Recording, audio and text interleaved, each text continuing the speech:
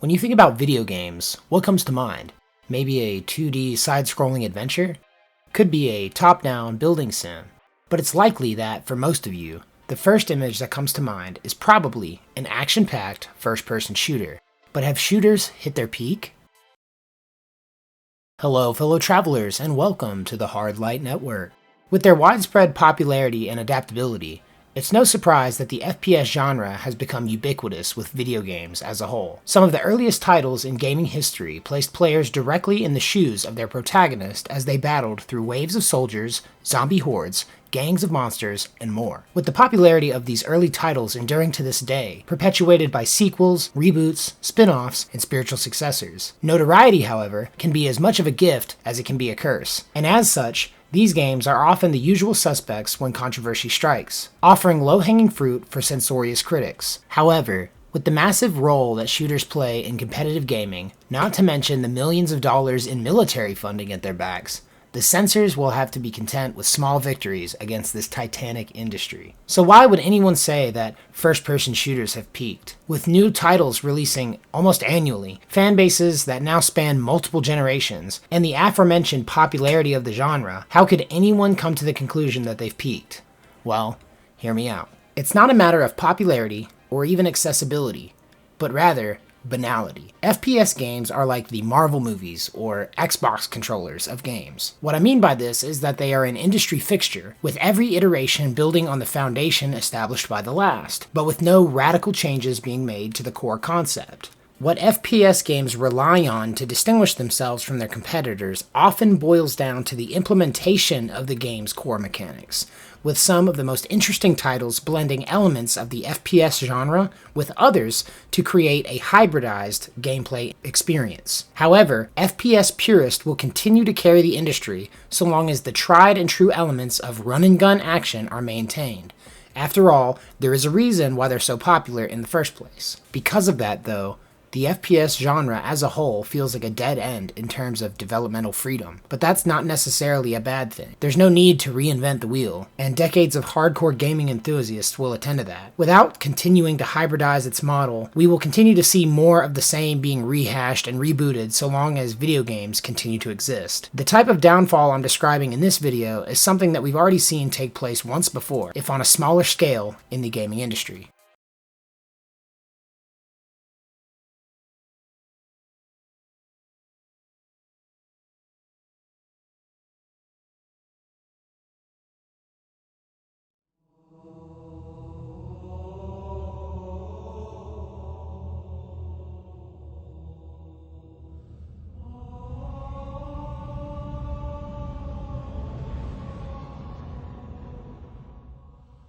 Halo was an industry-leading franchise for many years and several console generations up to its modern incarnation. The difference in support and popularity of this franchise now compared to its peak is astounding. As someone who played every single one of the franchise's main installments, along with the Halo Wars spin-offs, and even read some of the canon literature like The Fall of Reach, I can tell you guys this series fell off hard. For as much love as I had and still continue to have for this series, I, like many other fans, just can't personally get the same enjoyment out of titles like Infinite as I could from earlier games. A trend that I'm starting to see genre-wide now. To tell you the truth, I will always go back to find the time to enjoy the older titles over the newer ones, purely because the game modes like the Forge is simply better in Halo 3 than it is in later iterations. I'd like to say that I fell off the series with Infinite, but Halo 4 really left a sour taste in my mouth. It just didn't hit me with the same sense of drama or urgency. By this point, Chief's story was more tragic than heroic, as everyone around him slowly died off,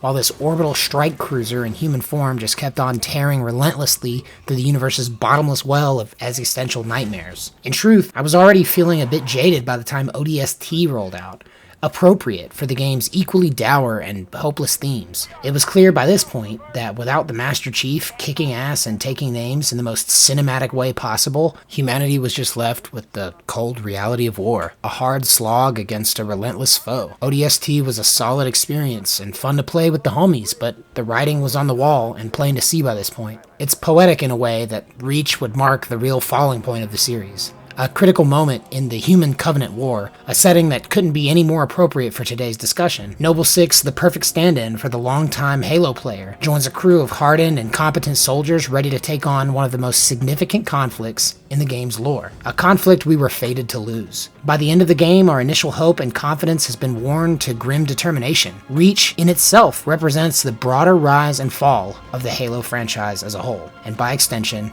the FPS genre.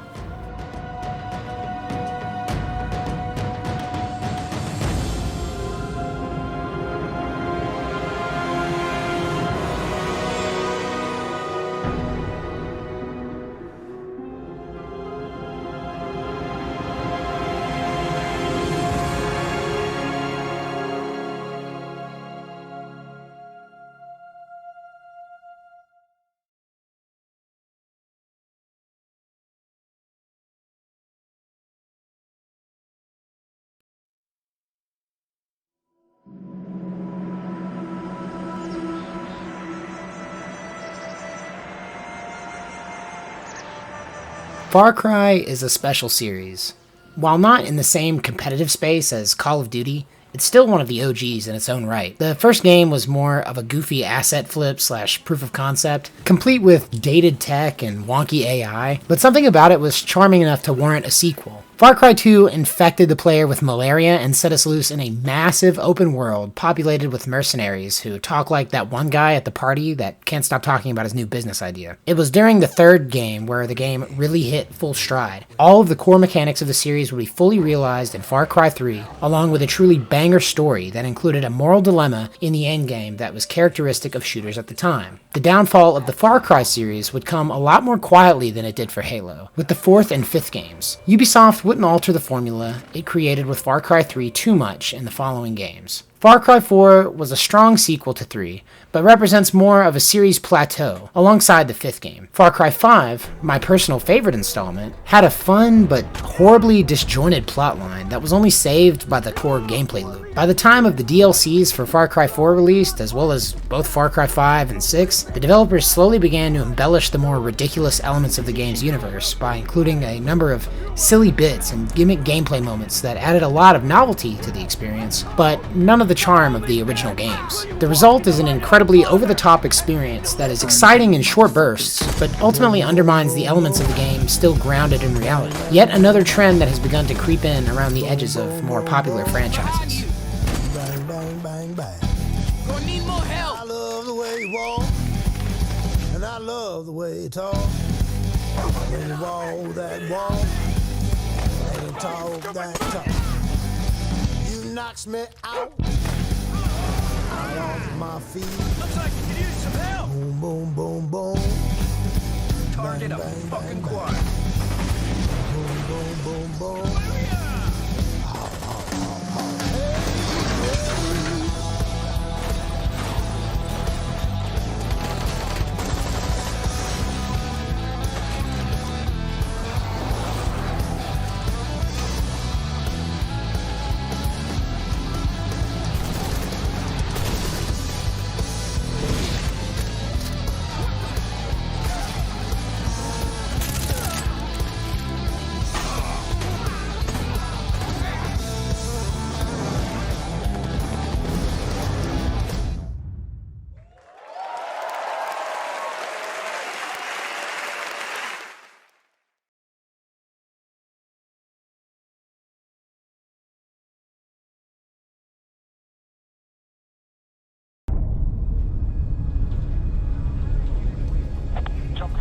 Phantom 1, flight of 3, 50 clicks from IP links, KBS 2.25, over. Roger, Phantom 1, proceed to links at track radio 149 on the line primary JP and sound off. 2 standing by. 3, good to go. Roger that, all flights, initiate jump sequence. Jumping in 3, 2, 1, mark. Titanfall is probably one of the saddest examples of a game that could have expanded the FPS genre in an interesting direction, but ultimately fell flat by the time its sequel launched. Titanfall's gameplay was incredibly fun, with elements that would later be adopted by other IPs. Playing as a wall-running, jump-jet soaring space soldier with control over your own AI companion made for awesome engagements in the PvP space. The setting and story were unique enough to distinguish its universe from anything else around at the time. Controlling the Titan gave players more options on how to approach battles, expanding tactical possibilities and replayability. The player could choose to pilot their Titan directly as a sort of customizable walking tank. There were different Titan platforms offering more options in terms of loadout and playstyles. Maybe you want a faster Titan to traverse the map more easily. Maybe you need some extra armor to get through a couple more firefights before having to eject. The ability to leave your Titan in place as a sort of sentry turret or have it follow you through the map like a giant deadly puppy is an experience unique to the franchise. My favorite element of Titanfall's multiplayer was the decision to include AI-controlled bots on the battlefield. While significantly less of a threat than other players, having AI mobs attempting to push objectives alongside their player-controlled teammates really made it feel like an active battlefield, and also elevated the player to the status of super soldier. Unfortunately, it would all come to a close with its sequel. Titanfall 2 stands as a testament to the reality that innovation in a field is not always a path to success. Whereas other games would go on to copy elements of Titanfall's innovative design, these ideas in and of themselves wouldn't be enough to rescue the franchise from an early death. It should serve as both an inspiration and a warning to developers in the future.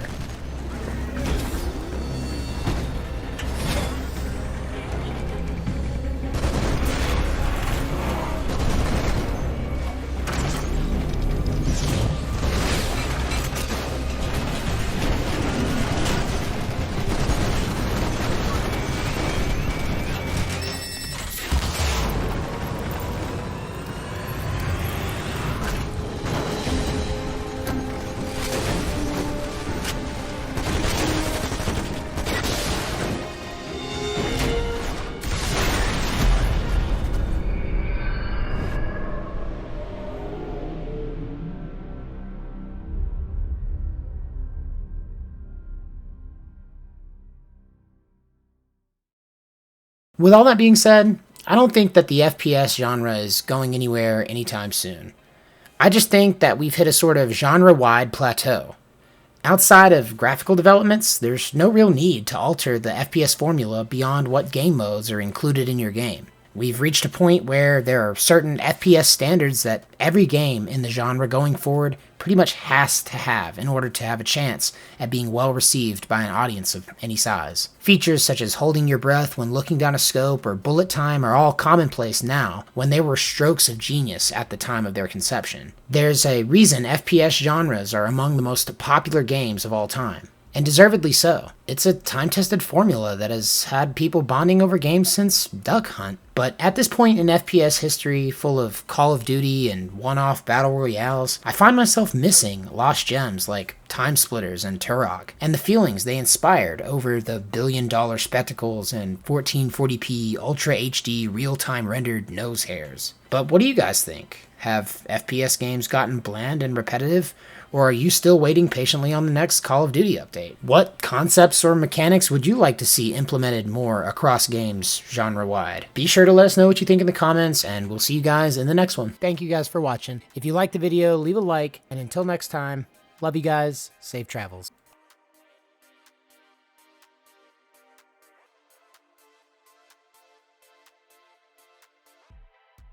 Press Nothing surprises me these days. F11. It goes to browser game full screen. Nice little tip there. Ooh, yeah, I want a pink skin that costs $7. Hell yeah. Oh no! Has anyone joined yet? Oh, Yeah. it's not post I love this music. Pretty good, right? This is the perfect vibe. I got the FAMAS, bro. Pick the commando no scope, get the FAMAS. I scoped. Whoa, Wally! Hey, come here, let me give you a haircut. Free haircuts. No! Oh, you know you can also throw your knife. I didn't know that. I didn't know that before. The only thing is, once you throw your knife, you have to punch people. Like I mean, unless you have a gun. But my guy does not have a gun. Yeah, where's everyone? Something I joined. I tried to. Dylan, Commando is got the FAMAS.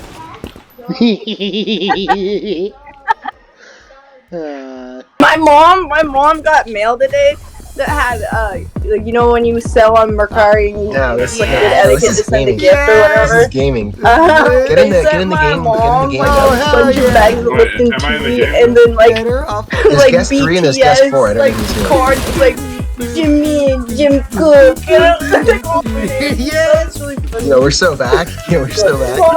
Mom's like, who are those girls? Hell yeah. Unless I have a lot of people buying it. So. No.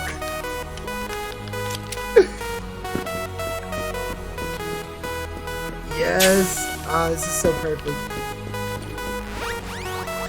Woo! I love how just how simple this game is. Oh no. Who's guest 4? That'd be me.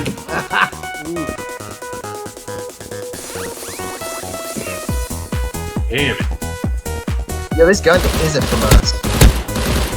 Did you know that? You can use the FAMAS in this game. I'm not joking. Yes, it's Commando. I didn't know that's what it's called. I find it really weird, the ones that have that like weird bar on top. You know what I Yeah, mean? but I gotta use the AK so that, you know, it feels like you're really truly the military unit.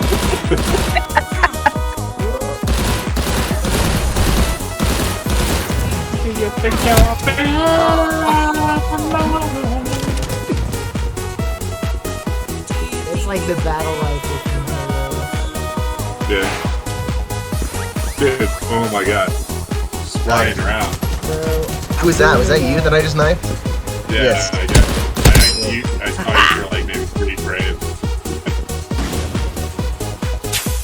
I'm doing a series for my Friday features coming up in season 2, where I do like sort of mini reviews for genres of games instead of like individual games.